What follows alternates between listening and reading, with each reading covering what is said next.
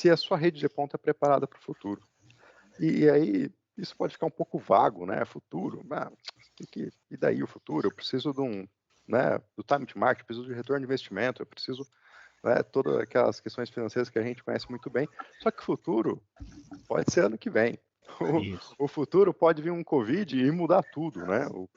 Mudar completamente o panorama e um novo normal acontecer de um ano para o outro, e aqueles que estavam preparados conseguiu atender, né? Eu não vou nem entrar em muitos detalhes desses percentuais todos, mas eu acho que fica bem evidente aqui como mudou o perfil do nosso usuário, né? Homeschooling, home office, aí tem gente que faz estúdio, né? Por exemplo, minha esposa dá aula de Pilates, ela teve que dar aula de Pilates de casa para os alunos, né? Por vídeo, é um negócio completamente inesperado, né? Ninguém nunca previu isso. E a boa notícia é que as redes que a gente tinha presença aí atendeu muito bem esse impacto. E a verdade é que o acesso fixo vai ser cada vez mais demandado, né? E aí também a gente pode falar assim, tá, mas ainda tem aquela questão do investimento, né? Eu preciso investir hoje, ter um retorno um tempo razoável, né? Faço um business case.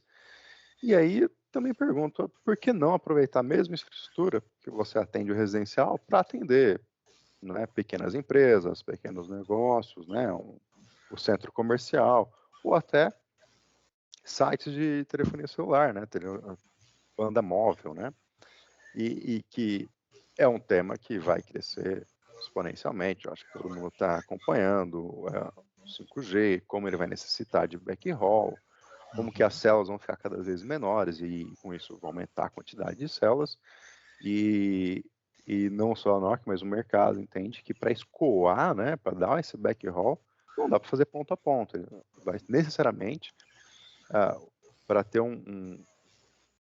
uma economia, uma otimização dos recursos, a rede de GPON, que já está fibrada em toda a cidade, aí vai poder carregar esse tráfego do 5G e com isso a gente antecipa aqui, né, o retorno de investimento, aí, deixando ele mais rápido. Então, pensar numa rede para o futuro, ela é importante, talvez isso mais do que nunca está sendo colocado em prova, né? Então, para isso eu trago primeiro meu portfólio de OLTs, depois a gente começa um pouquinho das ONUs, tá? Kleber, eu vou te interromper um pouquinho. Caio, durante a reunião, acredito que a minha supervisora, a nossa gerente de vendas, irá ingressar também. Pois após o término aqui da apresentação, a gente vai falar um pouco sobre aquela questão que eu te falei, comercial, questões de pagamentos e etc. Deixar melhor apresentado isso a vocês também. Tá ok. Aí só avisando, ela pode entrar aí a qualquer momento, será a Aline. Eu faço a apresentação dela a vocês e vice-versa. Então tá Pode bom. continuar, Kleber. Desculpa te interromper. Não, imagina. Heverson, só para me programar aqui, meia horinha aqui falando e depois a gente faz a conversão. Fique à vontade, pode fazer a apresentação.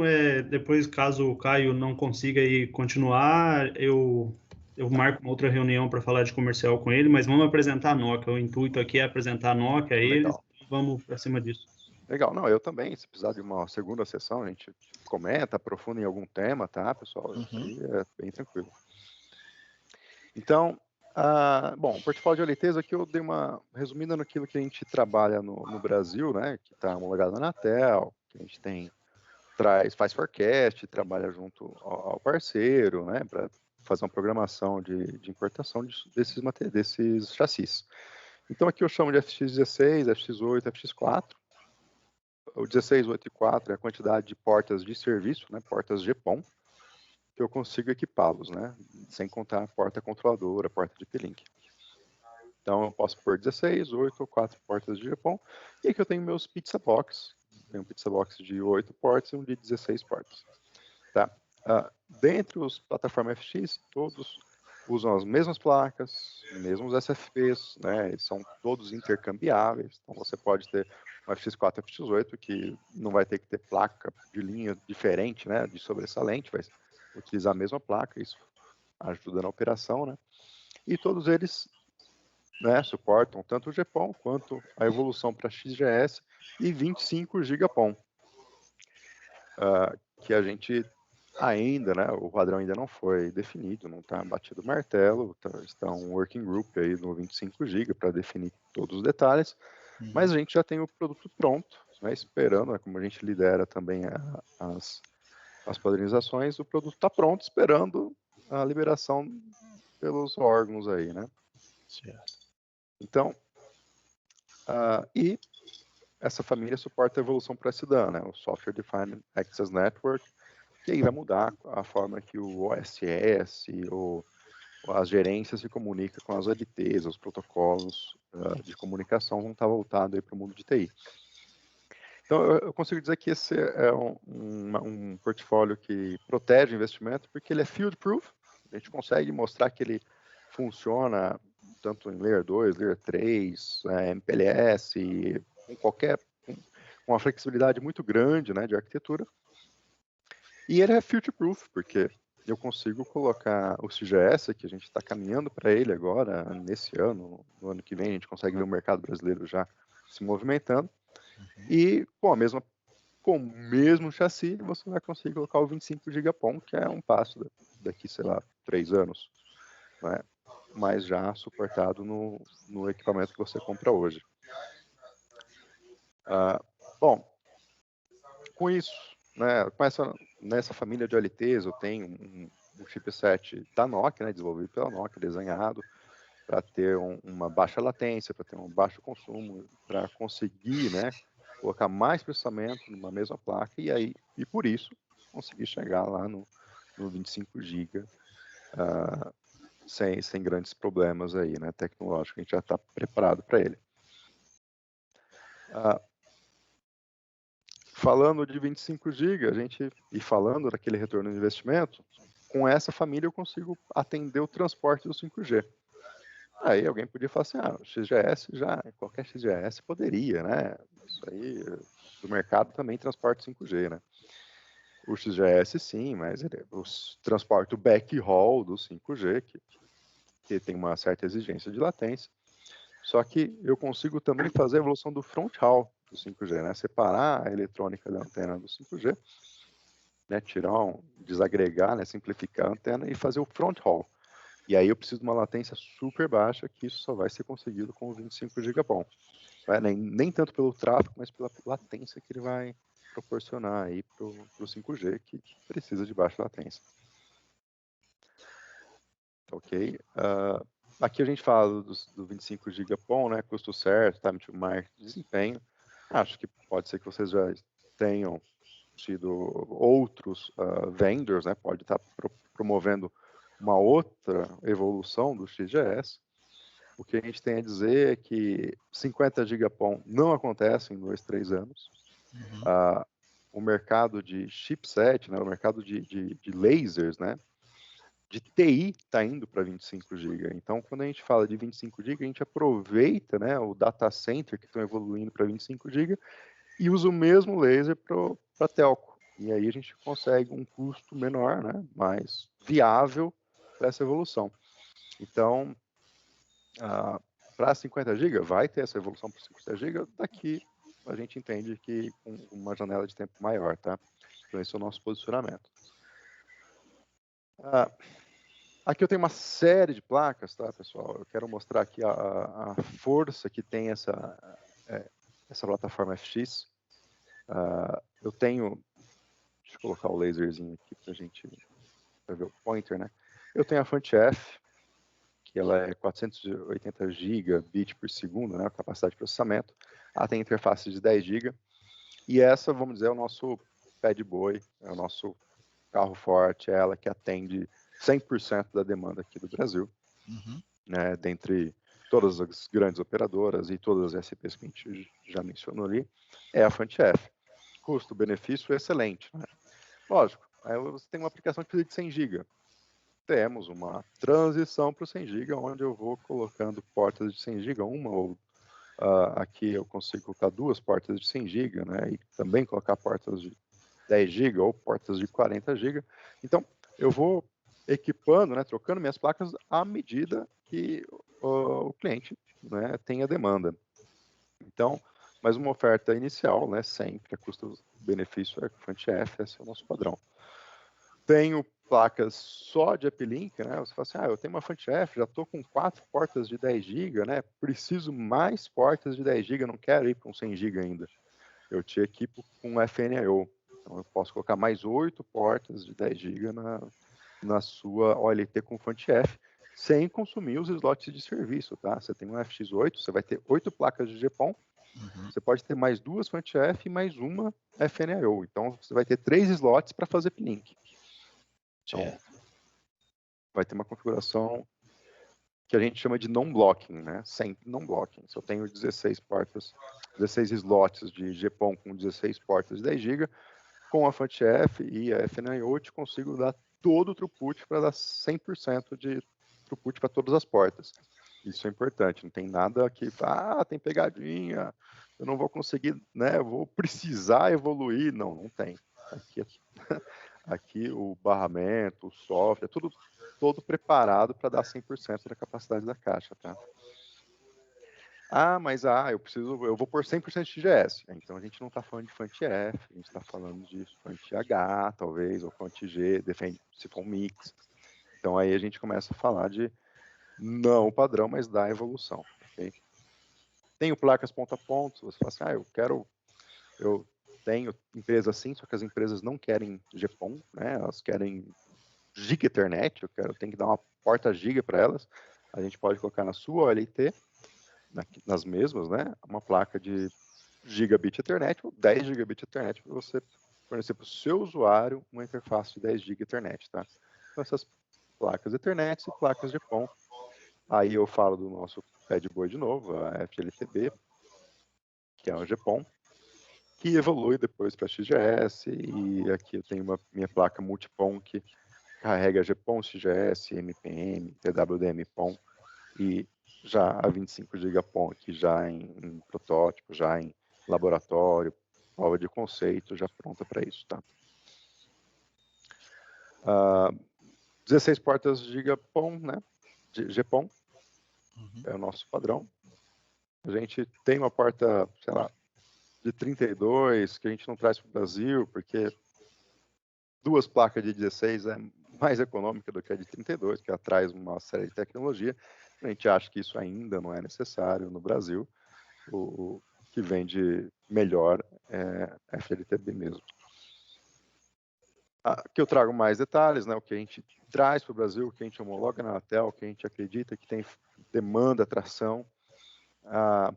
É a nossa placa FLT B e D, né? Aqui já é a nova é a D de dado, com 16 portas giga.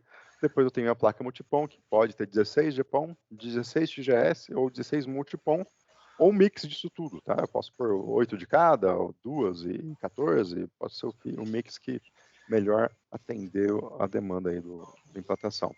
E depois eu também tenho uma placa FELT-C, que pode oferecer até portas de 100 GB para o usuário, que já é uma placa bastante estúpida, bastante parruda, que oferece ponto a ponto, tá? Sim? Alguém tem uma pergunta por aqui? Não, tranquilo. Por enquanto é tranquilo. Então, só dar um highlight da nossa placa Multipon. O mercado pode ter algumas coisas semelhantes, eu não conheço muito bem a da concorrência, tá? Eu consigo falar que a nossa é uma placa Multipon, com 16 portas PON. Posso colocar nessa placa Multipon SFPs GPON tradicionais, que é usado na placa comum GPON, né? Mas posso usar placas XGS. Consigo já pôr um 10 GB aí, né, nessa placa. Só que quando a gente fala de uma SFP só GPON, uma SFP só XGS, acho que já devem ter escutado o tal do Coexistent Element, né? Eu preciso pôr um elemento de coexistência na frente da porta para que as duas fibras entrem numa só, né? O inverso do splitter, né? Ele junta as fibras para sair numa só e aí sim você leva para sua rede passiva e distribui isso na sua rede de splitter e rede residencial corporativa. Aí você vai ter os dois sinais. O que pode ser inconveniente, porque todo mundo sabe, a gente coloca um novo elemento entre a porta PON e o splitter, você vai atenuar o sinal, né? atenuando o sinal, a sua rede já está pronta, você não vai conseguir encurtar a sua rede, né? É inviável, praticamente inviável, a menos que você tenha um cenário ali que está sobrando potência ótica, você tem um cenário, vamos dizer, uma exceção que consiga encaixar isso, vamos dizer, com sorte. Ou, se você planejou a evolução para isso, ótimo, né? Mas o que a gente oferece aqui é uma SFP multipom, uma SFP combo, vamos dizer, uma SFP que tenha dentro dela já os 2 lambdas e dentro dela tenha esse WDM, esse MUX, né, essa funcionalidade de colocar os 2 lambdas, né, os 2 sinais de GPON e XGS na mesma porta, né? Então você vai colocar a sua fibra aqui como se fosse uma porta GPON comum, só que nessa fibra já vai estar os 2 sinais. E aí você não tem nenhuma complicação na sua rede ótica. Ela vai transportar o sinal de XGS para todos os seus drops, né? E aí você vai trocando os drops na medida que for vendendo o XGS PON. Então é um esquema pay as you grow que a gente chama, né? Você não precisa de ter um outro equipamento para fazer XGS, não precisa fazer recabeamento, tem um time to market muito bom. Vendeu o serviço, vai lá, coloca a SFP e ilumina aquele braço de XGS. E aí, se eu quiser um XGS simétrico, eu tenho. Se eu tiver um XGS assimétrico, também posso. Aí vai depender dos pacotes de serviços que vocês vão oferecer, ok? Então, é essa a ideia. E com isso, lógico, consigo oferecer, não tocar no meu serviço residencial e em cima da mesma fibra lançada vender para o corporativo, vender para pequenas empresas, né? Vender para backhaul de celular, e aí eu consigo aquele ROI, né, o retorno de investimento adiantado. Né? Aqui eu coloco mais de perto as nossas placas de controle, né? A gente chama de placa de controle, placa de gerenciamento, placa de uplink, tudo em uma placa só, tá? Então a gente chama de FANTF, aqui é a nossa placa controladora, ela tem uma capacidade de switching aqui de 480 gigabit, 4 portas de 10 GB. Eu posso falar de toda essa capacidade que ela tem, só que ela não tem só capacidade, ela tem uma que a gente chama de inteligência, né? Ela é uma, vamos ver se eu falo ela aqui, ela tem toda a parte de sincronismo, né? Bits, I3E 1588 para levar, né? Aquela sinal de sincronismo, por exemplo, para as células de 5G, para que você não tenha perda de pacote da telefonia celular. Isso é mais sensível realmente para backhaul, tá? Se a gente não está falando de backhaul, a gente usa uma placa sem sincronismo. Ela obviamente, ela tem menos funcionalidades, só que, e por isso mais econômica. Mas é possível ter isso, como tem as 2 versões, né? E o que a gente tem também nessa placa FANTF é a capacidade de fazer Layer 3. Então, protocolos IP Forwarding, né, protocolos MPLS, por exemplo, né, vai rodar, vai ser terminado aqui na FANTF, então eu posso fazer, por exemplo, um anel MPLS, eu vou conseguir agregar outras OLTs ou outros dispositivos aí, né, que talvez não sejam Layer 3, eu consigo agregar ela e fazer uma função de agregador, porque eu tenho protocolos Layer 3 rodando nela, tá? Então, dispensa, por exemplo, em todo o site você colocar uma LT e em cima um switchzinho. Esse switchzinho está incorporado no LT, você economiza, né? Economiza tanto em CAPEX quanto em OPEX, que você não vai ter que ficar dando manutenção nesse switchzinho. Depois, quando crescer, depois eu tenho os colegas de IP que podem até mostrar a evolução de como você vai crescendo com a sua rede, a LT, e tendo que substituir esses switches. O que a gente consegue defender aqui na parte de acesso aqui, de cara, você não precisa colocalizar, né, para subir para a rede, colocar um switch junto ao LT. Então, já tem uma economia aqui nativa das nossas LTs, tá? Agora, você, não, eu quero uma LT que não faça só Layer 2 mesmo, eu vou ter o switch, eu não quero mexer na minha arquitetura. Enfim, eu tenho Meus Pizza Box, eles já não fazem o MPLS, eles não fazem o Layer 3, né? Os protocolos de IP. São bastante cost effective, eles são apropriados aí. Você tem uma região que você sabe que não vai ter todo aquele crescimento, não precisa de chassis grandes. Eles são mais cost effective, é verdade. Tem opção AC, por exemplo, ó, eventualmente você quer fazer um condomínio, quer colocar um pizza box de 8 portas aqui, ele vai ser bastante apropriado para esse tipo de cenário, para esse atendimento, né? Ele vai ter 2 portas 10 GB, 8 portas PON, né? Para fazer isso. Ele vai fazer o lag, ele faz, né? Vai agregar as portas, isso.